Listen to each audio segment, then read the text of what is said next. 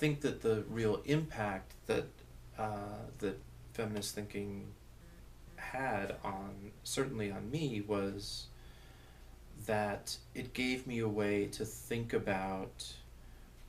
materials,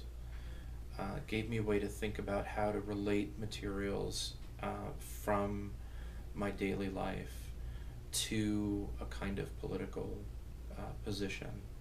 to understand what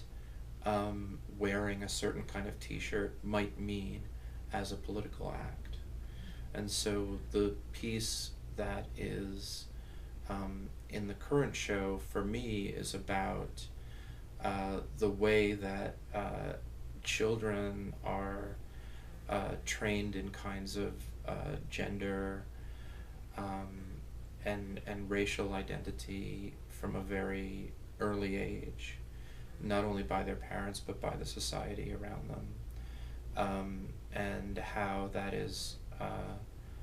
both sort of funny and frightening simultaneously.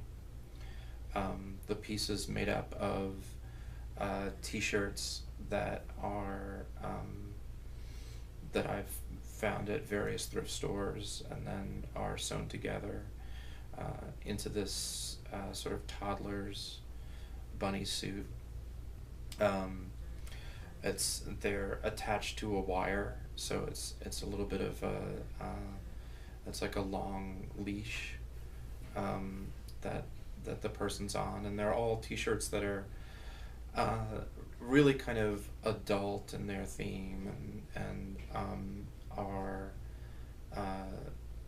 sort of refer to a kind of almost hard drinking kind of rebel rock and roll lifestyle. And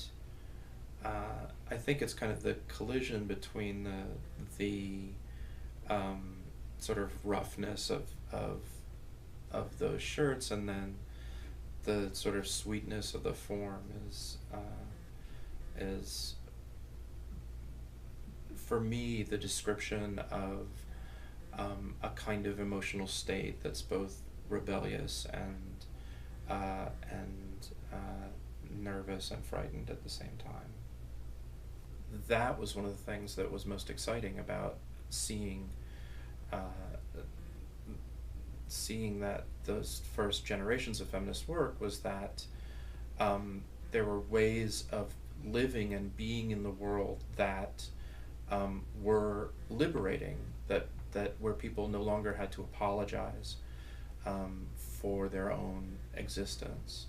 and that to me is the crucial lesson of the politics of that time, that people tend to think about the notion of the personal as political as a kind of navel gazing or turning inward, but in reality it's about being able to argue for the validity of any of our existence, any one of us as individuals, and the importance and power of occupying the center stage of our own lives.